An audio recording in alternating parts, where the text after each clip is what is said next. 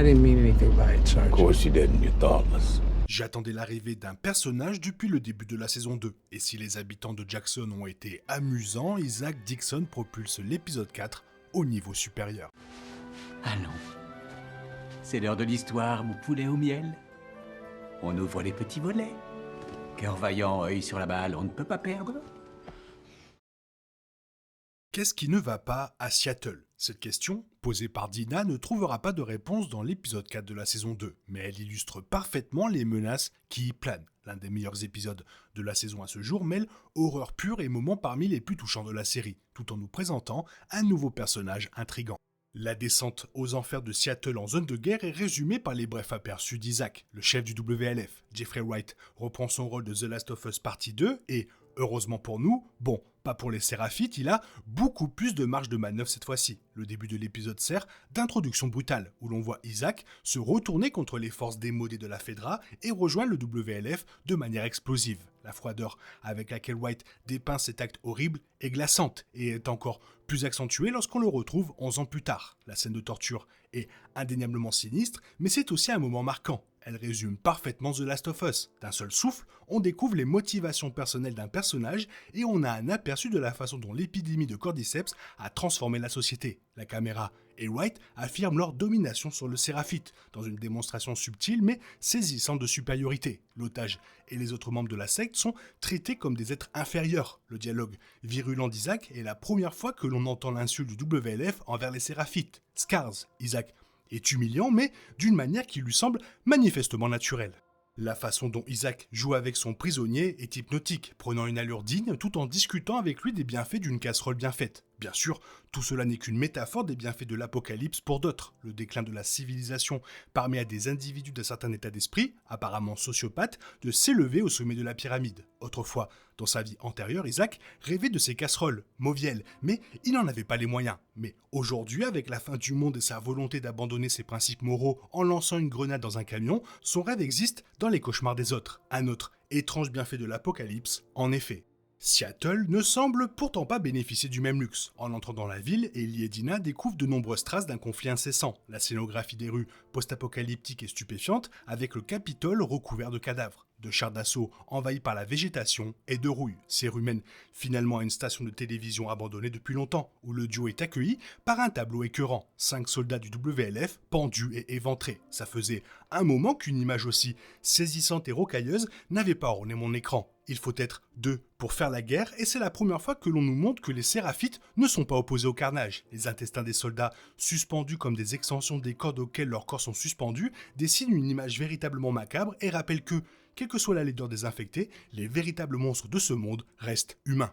Pour parler des infectés, s'il y a bien 2 choses que nous avons apprises dans The Last of Us, ou dans n'importe quelle histoire, série, film ou jeu d'horreur, c'est que se cacher sous terre n'est jamais une bonne idée, et que le rouge est toujours synonyme de danger. La descente progressive de l'épisode vers l'horreur atteint son paroxysme avec l'arrivée soudaine de traqueurs et de claqueurs, tandis qu'une voiture de métro remplie de cadavres se transforme en piège mortel claustrophobe. Le danger est omniprésent, et Bella Ramsey et Isabella Merced réussissent toutes deux à sublimer ces moments forts par leur performance physique, qu'elles courent frénétiquement ou se battent debout. Ce n'est rien comparé à la terreur ressentie en voyant Dina fouiller des tiroirs à la recherche d'analgésiques, un souvenir obsédant pour tout joueur du jeu qui se démenait pour fouiller des bureaux des dizaines de fois par heure. Mais comme beaucoup de mes passages préférés de The Last of Us depuis le début des 2 saisons, ce sont les passages les plus discrets qui me marquent le plus. L'interprétation de Take On Me par Ellie transforme un moment facultatif du jeu en un moment crucial pour la série. Elle fait vibrer la corde sensible et consolide le statut d'Ellie et Dina comme un couple épanoui. L'éclairage est également magnifique, le trou creusé dans le mur créant un cadre végétalisé qui nous permet de nous imprégner de leur regard partagé. C'est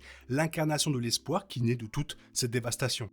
L'épisode est globalement très bien réalisé par Kate Herron, qui parvient à gérer avec brio les changements de ton au fil de l'épisode. Cette maîtrise de l'épisode permet de gérer avec brio le flot d'émotions ressenties par le duo au cours des 10 dernières minutes de l'épisode. L'évasion du métro qui se termine par une morsure sur Ellie sauvant Dina est un excellent exemple d'adaptation positive, consolidant encore davantage leur dévouement mutuel. On les entend plutôt décrire l'exposition des corps assassinés comme des connards tuant des connards, mais cet épisode illustre bien que ceux qui ont du cœur sauvent ceux qu'ils aiment, même au prix d'une morsure d'infecté sur le bras. Pointant une arme sur elle à contre-cœur, c'est la 2e fois que Dina regarde Ellie, les larmes aux yeux, chaque fois avec amour, mais cette fois avec la peur de la perdre. C'est un tourbillon d'émotions de quelques minutes que les deux actrices interprètent à merveille, se terminant par une libération de la tension, chacune révélant ses secrets les plus profonds et confirmant ses sentiments. J'ai également beaucoup apprécié les derniers moments poétiques de l'épisode. Il rappelle la fin de la saison 1, lorsque les cordes de Gustavo Santaolalla s'amplifient, mais le murmure « OK » a été remplacé par « ensemble ». C'est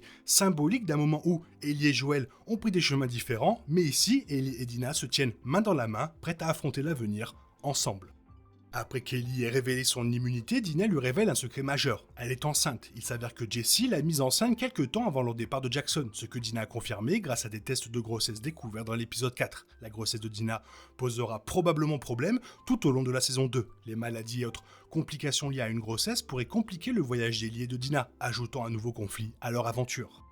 Lorsqu'Ellie et Dina aperçoivent Lake Hill, il est clair que le WLF est en plein combat. Toutefois, on ignore qui ils combattent réellement. La première hypothèse est bien sûr celle des Téraphites, la secte religieuse introduite dans l'épisode 3 de la saison 2. Les Séraphites sont l'autre faction qui occupe Seattle et sont en guerre avec le WLF pour le contrôle de la région. Isaac est même vu en train d'interroger un Séraphite au début de l'épisode. Le massacre du petit groupe de Séraphites par le WLF dans l'épisode 3 et le massacre des soldats du WLF par le Séraphite dans l'épisode 4 suggèrent cette possibilité.